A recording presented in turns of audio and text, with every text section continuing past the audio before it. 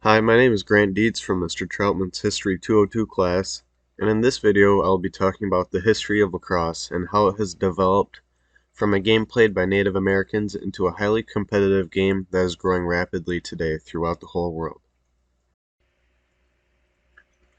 The game of lacrosse has been around for hundreds and hundreds of years.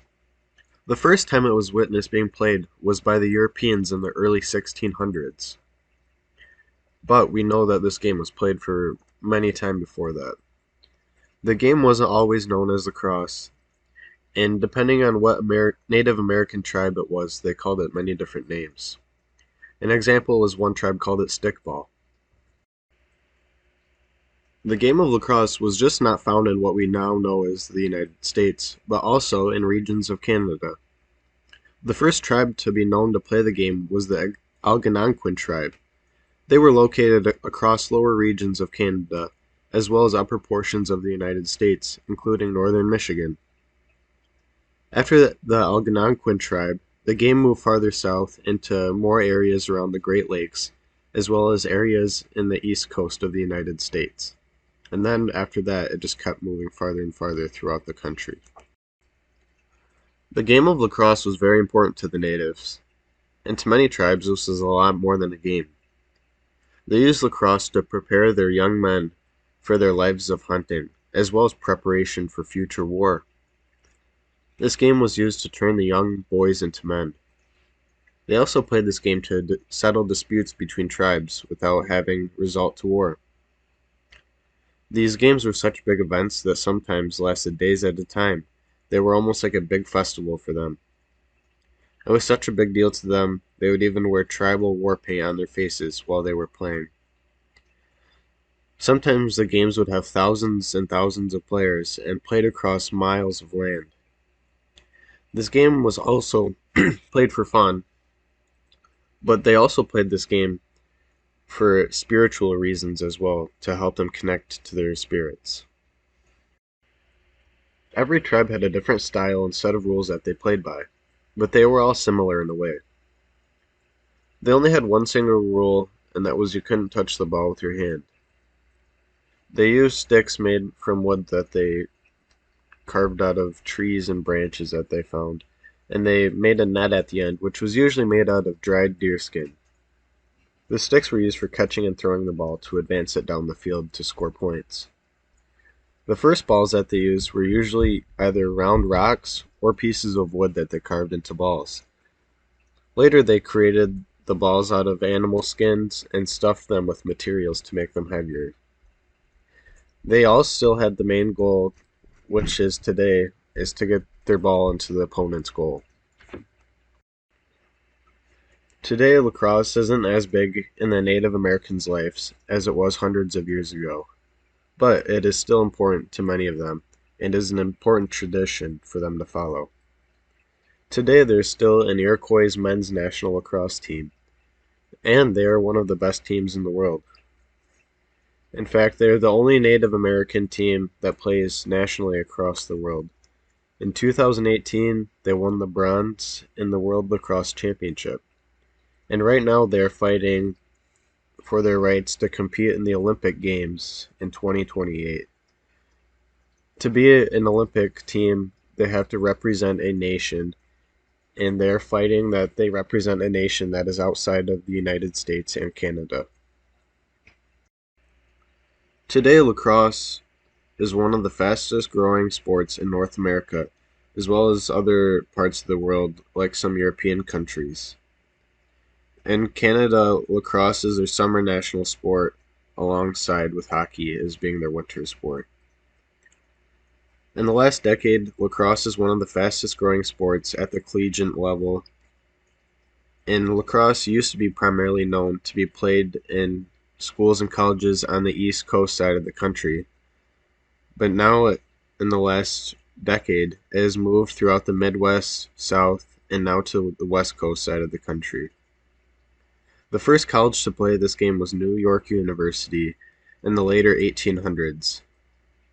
And since 1908, lacrosse has never been played in the Olympic Games, and as of right now, they're planning to add it to the 2028 Olympics that is being hosted in California. In 1999, the Major Lacrosse League, or MLL, was created and was the first and only professional lacrosse league in North America at the time. But in 2018, the Premier Lacrosse League, or PLL, was created, and most of the top players in lacrosse switched over from the MLL to the PLL. The PLL was founded by one of the best professional lacrosse players ever, Paul Rabel, and his brother Mike. They developed this league on a touring style of play. None of the teams in the league had a home city or field, and the purpose was to play across the country every single week to bring this game to as many people as possible.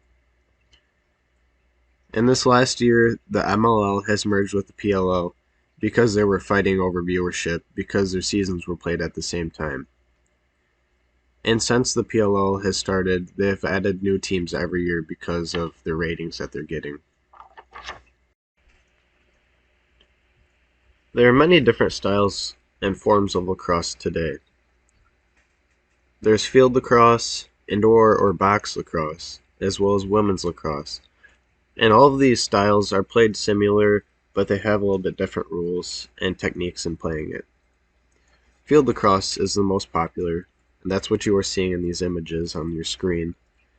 This game is played 9 versus 9, 3 attackmen, 3 midfielders, and 3 defensive men, plus a goalie, making it 10 on 10.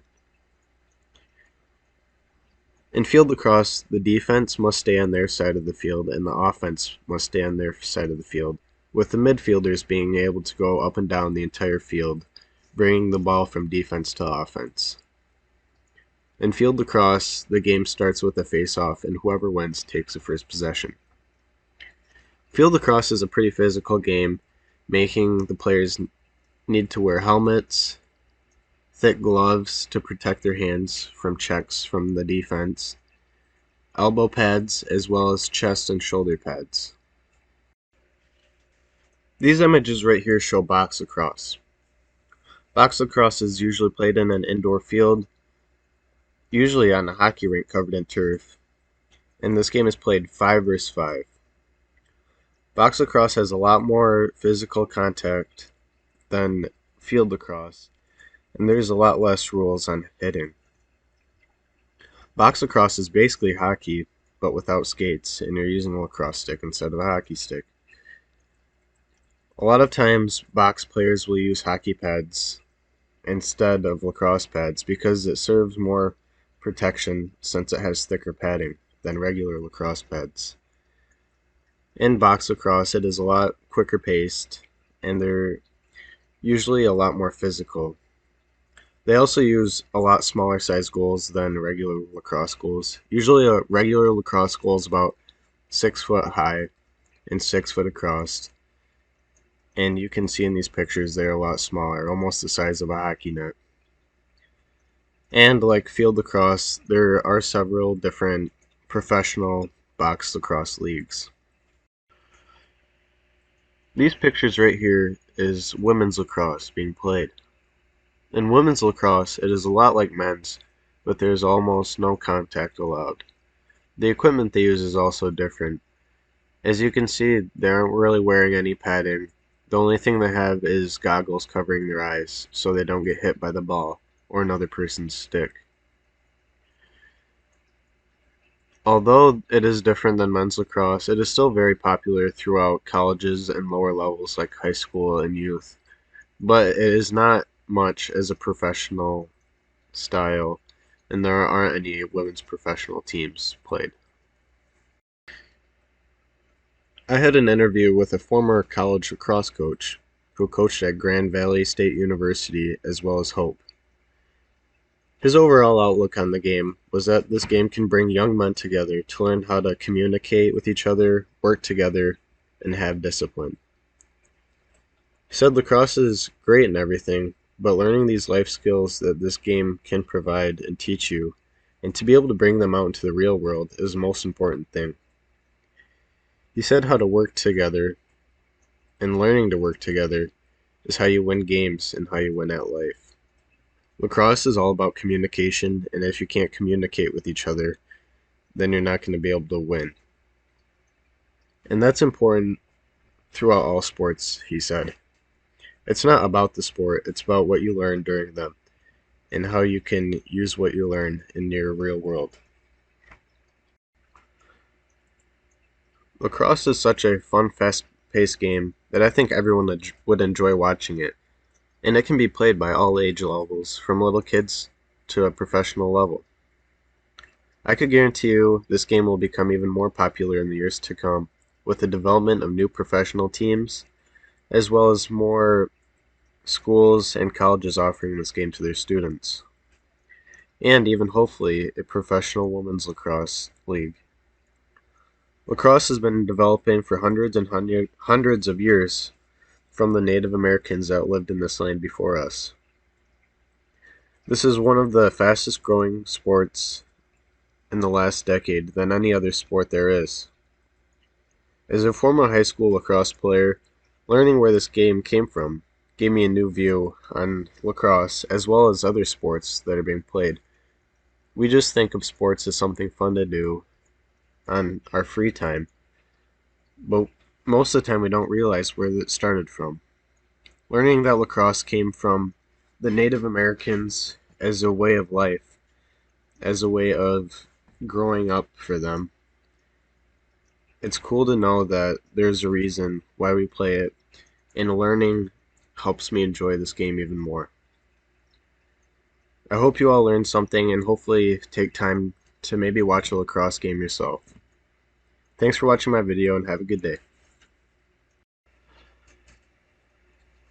This is my works cited where I have all my sources that I used for my research on this paper and video. The first one was about the Iroquois national lacrosse team and what they are doing right now and what they have done in the lacrosse community. The next one was a history one talking about where it started from and how long it's been played. The one by Lyle Dick was the research article that I had to use, my first one. And that one just talked about how the Native Americans created this game for more than a game. They used it to help grow themselves. The fourth one was about the PLL and the MLL and where Major League Lacrosse is going to go in the future and how it's going to build. After that is another history one, just talking about how they played it, what kind of equipment they used. And then the next one by Caitlin Vitt was my second professional article. And that one just talked about more history about Native Americans, or Native Canadians, and how they played the game and how they created it. Then the last one's just another history one of how the Native Americans started lacrosse. Thanks for watching.